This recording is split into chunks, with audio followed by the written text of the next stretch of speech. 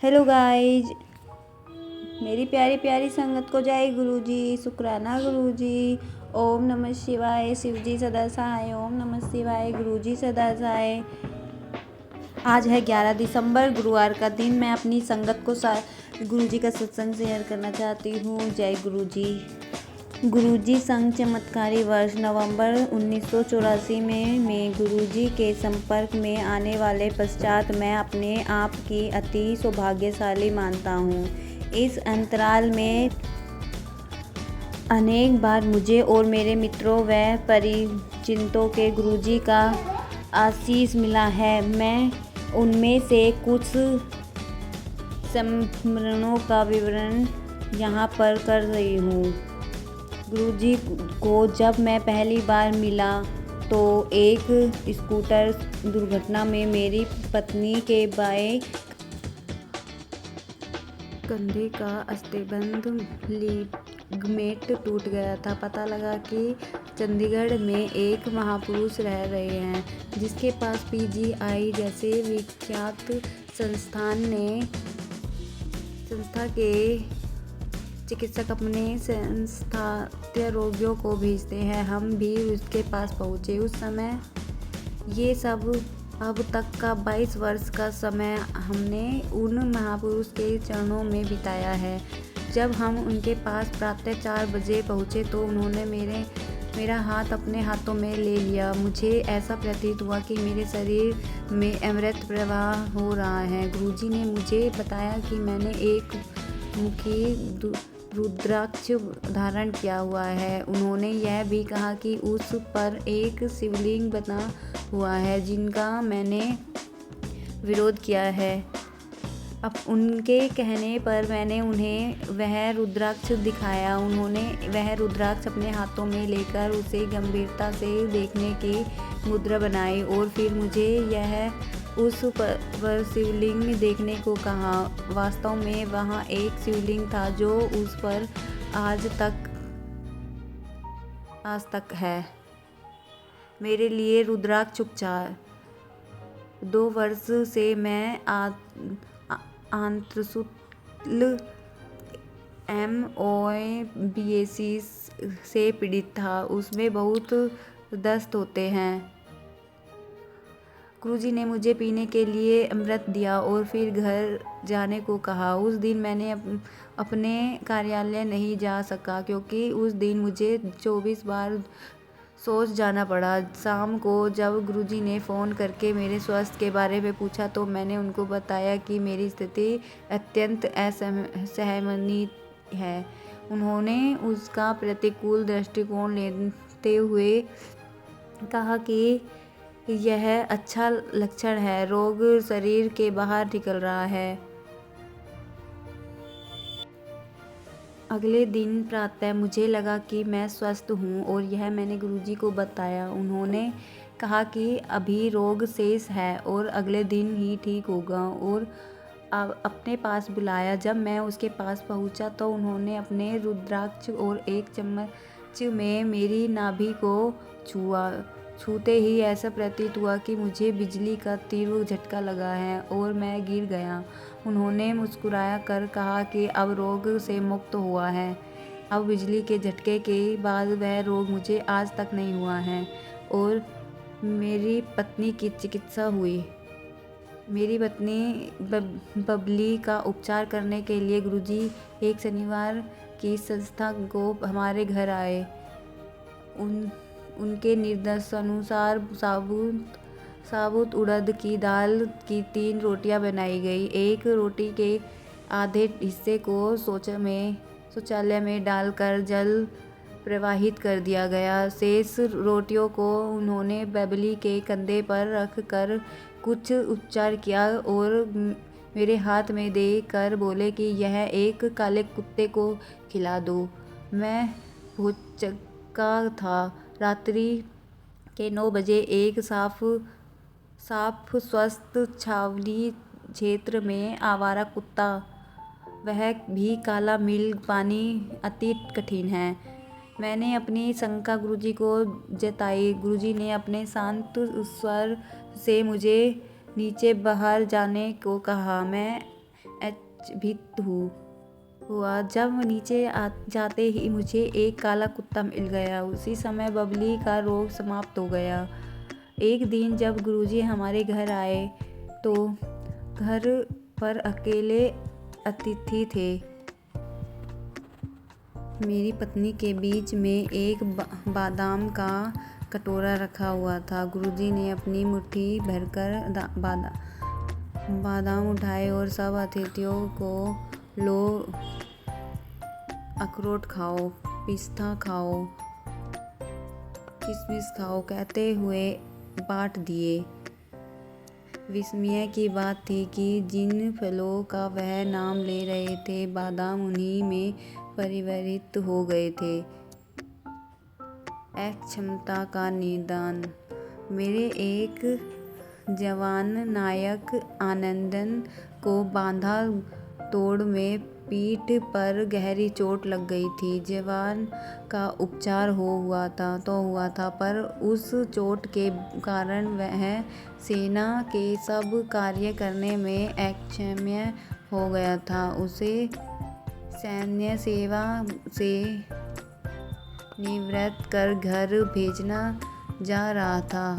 मैं उसे प्रातः 4 बजे गुरुजी के पास ले गया और उसे स्वस्थ करने के लिए प्रार्थना करी। गुरुजी ने मुझे ये प्रश्न किया कि यदि उन्होंने उस रोग से मुक्त किया तो उसे कर्म कौन समाप्त करेगा और इस अवस्था में वह अगले जन्म में विकलांग होगा। मैं विस्तीर्ण अवश्य था पर मैंने गुरुजी से प्रार्थना करी कि वह अपने तप से उसके कर्म नष्ट कर दे। गुरुजी मुस्कुराए और उन्हें आनंदन को लेटने को कहा। फिर उन्होंने उसे छू कर एक अति भयानक मुद्रा वहाँ थी, जैसे वह किसी को काट भटका रहा था। नीचे लेटा हुआ आनंद बच्चे की भांति धीरे धीरे सिसक कर रो रहा था और मैं आश्चर्यचकित था कि उन्होंने आनंद को उठ कर अपने शरीर पर से सब पट्टियाँ उतारने को कहा। उन्होंने यह भी कहा कि उसे स्वस्थ होने में समय लगेगा और उसे तीसरे दिन पूर्व लेकर जाऊं। अगले दिन प्रातः जब मैं पीटी के लिए जा रहा था तो मैंने आनंद और अपनी बरख के बाहर दंड लगाते हुए देखा, जैसे वह अपना शक्ति प्रदर्शन कर रहा है। मैंने उसे रुकने के लिए कहा तो वह बोला कि अब उसे कोई दर्द नहीं है और लग रहा है कि वह रोग मुक्त हो गया है। मैंने उसे गुरुजी के अगले दर्शन तक यह बातें गोपनीय रखने के लिए कहा। तीसरे दिन जब हम गुरुजी के पास गए तो उन्होंने मुझे अपने पास बुलाया और आनंद की ओर उंगली करते हुए कहा कि वह शनि के प्रकोप से बाहर आया है। आनंद का रंग साफ हो गया था और उसका वजन 13-14 किलो घट गया था। गुरुजी ने फिर आनंद से प्रश्न किया कि उसने छूने के बाद क्या हुआ। आनंदन ने बताया कि तब से वह सोया नहीं है। गुरुजी ने तुरंत एक चाय के चम्मच से उसकी बालग्रंथि थाइमस ग्लैंड को छुआ। उन्होंने फिर मुझे निर्देश किया कि आनंदन को बैरक से पहुंचा कर उसे सोने दूं। गुरुजी के स्थान पर बाहर निकलते ही उसका सिर मेरे कंधे पर टिका और वह सो गया। वाहन चालक की सहायता से हम उसे वैकर तक ले गए और उसे उसके बिस्तर पर लिटा दिया। आनंदन 3 दिन तक सोता रहा और पूर्णतः रोग मुक्त हो गया।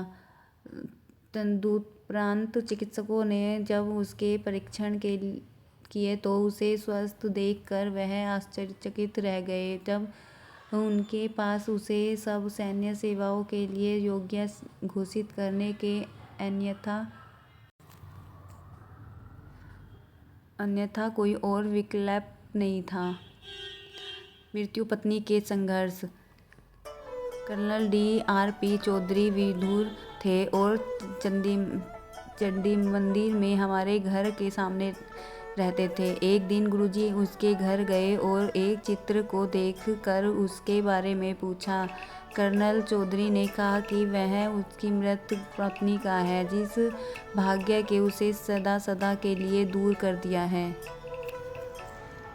गुरुजी बोले कि वह तो यहीं पर है, और क्या वह देखना चाहेंगे? हम असमंजस थे। फिर उन्होंने अपना एक हाथ उठाया और हिलाया। अचानक वह चित्र हिलने लगा। फिर वह मेज जिस पर चित्र रखा हुआ था उसके बाद एक एक करके उस कमरे की सब वस्तुएं, अलमारी, बिस्तर, सब कुछ मातृभूमि को छोड़कर फिर धीरे धीरे सब शांत हो गए। गुरुजी पुनः बोले कि वह उन्हें और अपने पुत्र को छोड़कर कहीं नहीं जा सकती। वह तो इधर ही है, उसे मरने की आवश्यकता नहीं है। एक शाम को गुरुजी हमारे घर पर आए थे। उस संगत में आसपास के कई सज्जन भी आए हुए थे। कर्नल चौधरी ने मुझे अकेले में बताना चाह रहा था। दूसरे कमरे में जाने पर बोले कि उन्होंने अपने पुत्र टिल्टू को जब गुरुजी के पास आकर आशीर्वाद लेने के लिए कहा तो उसे उत्तर दिया कि संतों के पास जाने की आयु तो उसकी है, वह तो संगीत सुनना चाहता है। इस बार पर कर्नल चौधरी को क्रोध आ गया था और उन्होंने उसे चाटा मार दिया था। वह चाह रहे थे कि जाकर उसे समझाऊं। मैंने उस दिन उत्तर की स्थिति को छोड़ शांत होने देता है, उसके बाद मैं उसे समझाऊंगा। उसके बाद हम गुरुजी के चरणों में आकर बैठ गए जैसे कुछ हुआ ही नहीं हो। गुरुजी ने कर्नल चौधरी की ओर देखा और बोले कि अब पुत्र बड़ा ही हो गया है, उसे मारने की आवश्यकता ही थी। उसी क्षण टिल्टू ने कमरे में प्रवेश कर के गुरुजी के चरण स्पर्श किए। बौद्धिक क्रीड़ाएं। पहले गुरुजी अमृत बांटा करते थे। प्रत्येक भक्त को एक गिलास मिलता था और मैं अपने भाग का एक गिलास भी पी चुका था। उस दिन मैंने गुरुजी निकट बैठा हुआ था। मेरे मन में विचार उत्पन्न हुआ कि यदि गुरुजी मुझे एक गिलास और दे तो निश्चित हो जाऊंगा कि वह मेरे मन में की बात पढ़ रहे हैं। उस समय गुरुजी किसी और को गिलास दे रहे थे। वह रुके और उन्होंने वह गिलास मुझे थमा दिया। 15 मिनट उपरांत मैंने संयोग सोचकर यह विचार मन में त्याग दिया। अब मेरे मन में आया कि यदि वह मुझे तीसरा गिलास दे तो मुझे विश्वास हो जाएगा कि वह मेरे मन में भाव जान सकते हैं। वह उसी समय रुके और मेरे ओर देखकर बोले कि लो, यह गिलास तुम स्वयं ही पियो। पहले गुरुजी की कोई स्पर्श नहीं कर सकता था। भक्त दूर से ही प्रणाम करते थे। एक बार जब मैं उसके पास बैठा हुआ था तब मेरे मन में विचार आया कि मैं उससे मिलकर अति भाग्यशाली हूँ, पर कितना अच्छा हो यदि मुझे गुरुजी अपने चरण स्पर्श करने के उन्हें उसी क्षण मेरी ओर देखा। अगले दिन दोपहर में वह हमारे घर आए और बिस्तर पर लेटने की इच्छा प्रकट करी। प्रश्नपूर्वक मैं उसके कमरे में ले गया तो उन्होंने लेटकर प्रश्न किया कि क्या घर में घी होगा। मेरे हामी भरने पर उन्होंने मुझे उसे अपने पैर को मालिश करने को कहा। उस समय तब मैं पिछले दिन की मनोकामना को भूल गया था। आधा घंटे बाद उन्होंने पूछा कि क्या वह जा सकते हैं। तब मुझे आभास हुआ कि वह केवल मेरी इच्छा पूर्ति करने आए थे। 42 वर्ष में 20/20 की दृष्टि। उस समय मैं 42 वर्ष के आसपास होऊंगा जब मुझे निकट की वस्तुएं धुंधली दिखने लगी। मैंने गुरुजी के अपनी दृष्टि ठीक करने के लिए निवेदन किया तो वह बोले कि यह तो आयु के साथ होता है, पर मैंने पुनः उससे अपनी दृष्टि ठीक करने को कहा, आग्रह किया। संभाषण जो मेरे रिश्तेदारों ने नहीं दिए। जब मैं चड्डी मंदिर में रहते थे, एक दिन मैं साधु ने जो समूह के सामने बोलने से कतराते थे, रांची से फ़ोन किया कि हम गुरुजी के निवेदन करके उसके द्वारा सैन्य अधिकारियों को दिए जाने वाले भाषण को रद्द करवा दें। हम उनका चित्र लेकर गुरुजी के पास प्रातः 4 बजे पहुँचे। गुरुजी के कमरे में प्रवेश करते ही उन्होंने मुस्कुराया कर कहा कि क्या मुझे अपने साधु का फ़ोन आया है?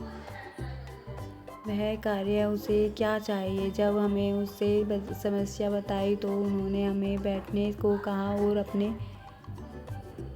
अन्य कार्य करने लगे। समय बीत रहा था तो हमें उनसे पुनः कुछ करने की विनती करी, पर उन्होंने हमें प्रतीक्षा करने को कहा। अचानक 8:05 पर उन्होंने उनका चित्र मांगा और उस पर अपनी उंगलियां फेंकने के बाद कहा कि उन्होंने समस्या को अतिरिक्त कर दिया है और वह भाषण एक ऐसे व्यक्ति देगा जो हिंदू नहीं है। उस शाम मेरे साधु को ने फ़ोन पर बताया कि संभाषण अब एक मुस्लिम अधिकारी देगा। जब हमने उनसे पूछा कि यह निर्णय अब क्या लिया तो उसे कहा कि प्रातः 8:05 पर उपचार नज़ले से असामान्य रोगों का मेरा सेवादार छुट्टी गया था। मुझे एक अन्य सेवादार मिला जिसका सैन्य परिवर्तन अब आरंभ हो चुका था। मेरे सूबेदार मेजर और मैं दोनों चिंतित थे। जब वह कैसे सेना में कार्यरत रहेगा और जवानों की बरकत में कैसे रहेगा। एक दिन जब गुरुजी ने मेरे घर आए और मैंने उसे लड़के को ठीक करने के लिए विनती करी, गुरुजी ने प्रश्न किया कि मैं कहाँ से एक ऐसे रोगी लेकर आता हूँ। मैंने उत्तर दिया कि गुरुजी, यह तो उनका भाग्य है और उसके ठीक होना है, इसलिए वह मेरे पास है। गुरुजी ने उनकी पीठ पर एक चम्मच रखा और वह ठीक हो गया। एक दिन मुझे ज्वर हो रहा था और मैं धूप में लेटा हुआ था। दोपहर को 3 बजे गुरुजी हमारे घर आए और उन्होंने मेरे स्वास्थ्य के बारे में प्रश्न किया। मुझे सिरदर्द, ज्वर और मुंह में गंदा स्वाद था, साथ में नाक भी बह रहा था। उन्होंने मेरी पत्नी को एक डॉक्टर के बुलाया को कहा। तुरंत नैल चौधरी ताप नापने का यंत्र थर्मामीटर लेकर आए। उन्होंने मेरे ताप 103 डिग्री तापा। गुरुजी के प्रश्न करने पर उन्हें बताया कि औषधियों से 48 घंटे में मैं ठीक हो सकता हूँ, अन्यथा 3 दिन लगेंगे। गुरुजी ने फिर मेरी पत्नी को एक चम्मच थोड़ा सा नमक और जल लाने को कहा। उन्होंने उस चम्मच में थोड़ा सा नमक और जल मिलाया और कुछ मंत्रोच्चारण करने के मेरी नाक में डाल दिया। मुझे लगा कि मेरे अंदर का सब कुछ बाहर निकल आएगा। मैं बाथरूम भागा और मेरे नाक से बहुत सा तरल निकला। मैं अपना मुंह धोकर आया। मिनट के बाद बाहर आया। गुरुजी ने डॉक्टर को पुनः मेरा ताप नापने को कहा। वह 97.5 डिग्री था। गुरुजी ने पूछा कि अब मुझे कोई बहती नाक, सिरदर्द या मुंह में गंदा स्वाद है। अब मेरा उपचार हो गया था, अतः मैंने नकारात्मक उत्तर दिया। गुलाब से सुप्रतित। जनवरी 1985 में मध्य में गुरुजी ने कहा कि वह मेरी पत्नी बबली के जन्म दिवस 25 जनवरी को शाम को हमारे घर आएंगे। उस दिन हमारे घर पर अकेले अतिथि आए। कुछ महिलाएं अपनी साल गुरुजी के सुगंधित करने के लिए दे रही थी।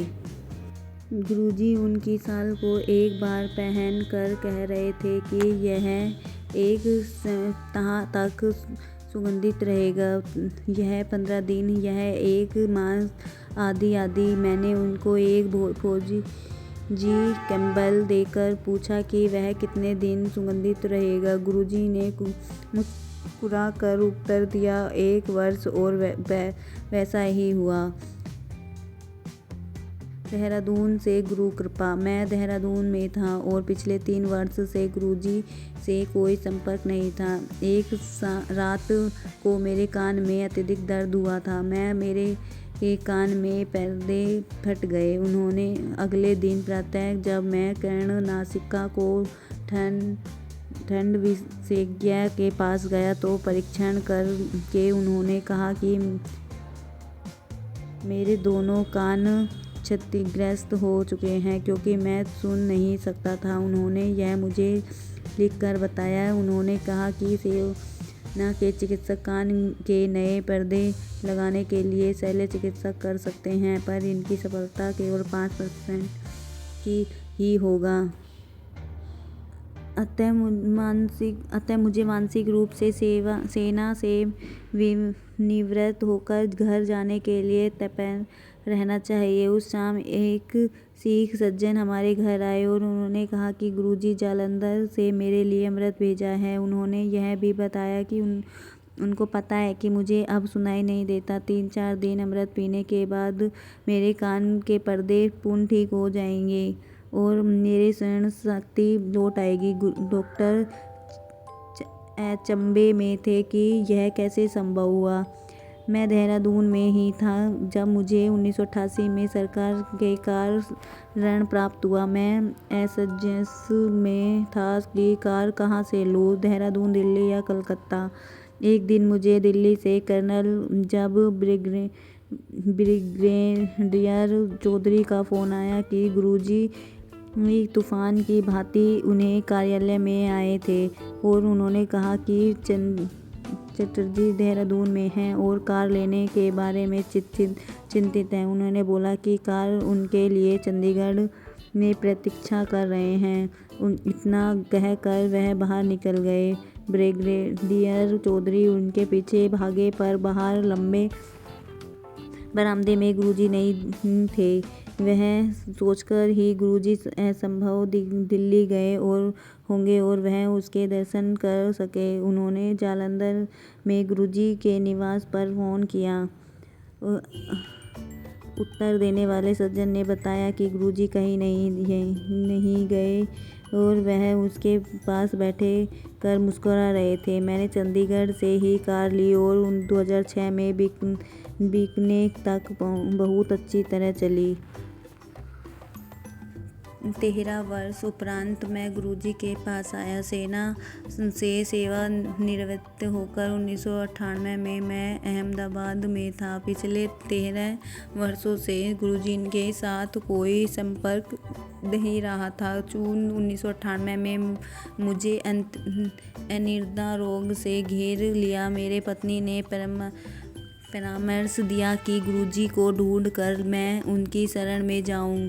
काफ़ी पूछताछ के बाद पता लगा कि गुरुजी चंडीगढ़ में जालंधर से पंचकुला और वहां से दिल्ली चले गए। मुझे उनका दिल्ली का पता नहीं मिला। हमारे पड़ोसी भी श्री कृत भाई भी गुरुजी से मिलने के लिए उत्सुक थे।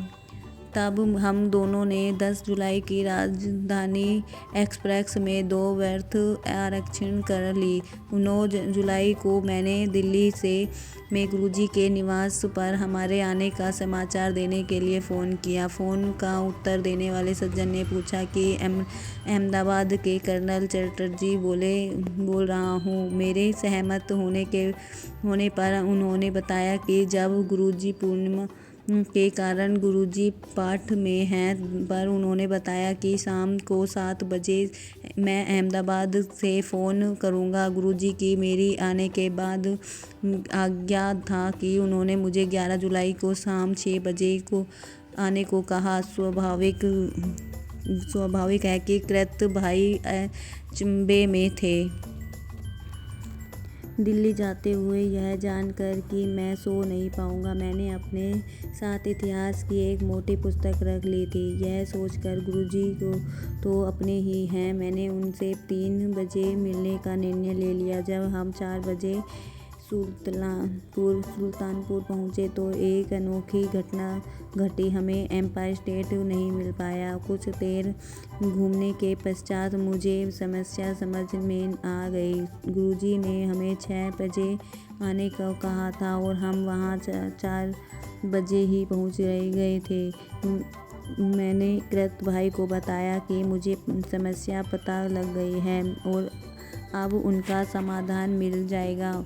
मैं कार से उतरा और मैंने गुरुजी को प्रार्थना करी, जो हो गया सो घट गया, अब वह हमें अपने पास बुला ले। एकदम एक बालक दौड़ता हुआ आया और उससे पूछा कि हमारी कार कहीं जा नहीं रही है, हमें कहाँ जाना है। फिर उसने हमें एम्पायर स्टेट का मुख्य द्वार दिखाया। एकदम मुख्य मार्ग पर कैसे दिखाई नहीं दिया था।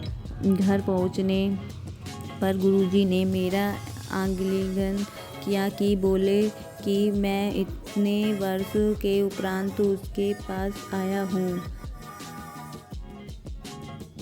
पिछले 21 दिन से सोया नहीं हूँ, आज सोऊंगा और लंगर ग्रहण करके जाऊंगा। लंगर के बाद हम अपने होटल के पास वापस आ गए और वह इतिहास की पुस्तक पढ़ने लगा। शीघ्र ही मुझे लगा कि साथ वाले कमरे में कोई अगरबत्ती जला रहा है। थोड़ी ही देर में पूरे कमरे में एक अद्भुत सुगंध फैल गई और मुझे निद्रा आ गई। अगले दिन मैं फिर गुरुजी के पास आया और उसके पैर दबाते हुए मैंने कहा, गुरुजी, पहले आपके चारों ओर तीव्र सुगंध रहती थी, वह अब बहुत ही हल्की है। गुरुजी बोले कि पिछले दिन जब वह मुझे सुलाने आए थे, क्या मैं उनका आनंद नहीं लिया था? मेरे अनिद्रा रोग समाप्त हो गया था। उसी समय नवंबर 1999 में मैं जब अहमदाबाद से उनसे मिलने दिल्ली आया था तो उन्होंने कहा कि मैं उसके पास जाऊंगा। सीमेंस में उनकी साक्षात्कार से एक दिन पहले मैं गुरुजी से मिली और उसके इसका समाचार दिया कि वह बोले कि मेरा चयन हो चुका है और उन्होंने मेरी आय भी बता दी। मुझे उतना ही प्राप्त हुआ। लंगर और प्रसाद से चिकित्सक 2006 के कुछ मास में मेरी दाहिने हाथ की उंगली मुड़ नहीं पा रही थी। चिकित्सक के अनुसार अस्थिरज्जु सूख गया था और उसका कोई संभव उपचार नहीं था। उन्होंने मुझे दर्दनाक औषधियाँ लेने के परामर्श दिया। जब मैंने इसके बारे में गुरुजी को बताया तो उन्होंने मुझे अपनी एक उंगली उतारने को कहा।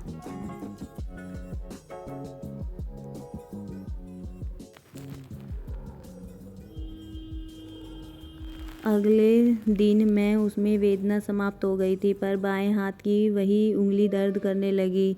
कुछ दिन में पश्चात जब मैंने गुरुजी को बताया, उन्होंने मुझे गर्म जल में उंगली डालने को कहा। यह सोचकर कि उससे उपचार नहीं हो पाएगा। मैंने उसे पूर्ण निवेदन किया। उसने मुझे लंगर खाने को कहा। 3 दिन लंगर खाने के बाद उस उंगली में कोई कष्ट नहीं पहुंचा। 2000 में एक प्रातः उठने पर मुझे आभास हुआ कि मेरे बाएं हाथ में कोई अनुभूति नहीं है और मैं उसे हिला नहीं सकता था।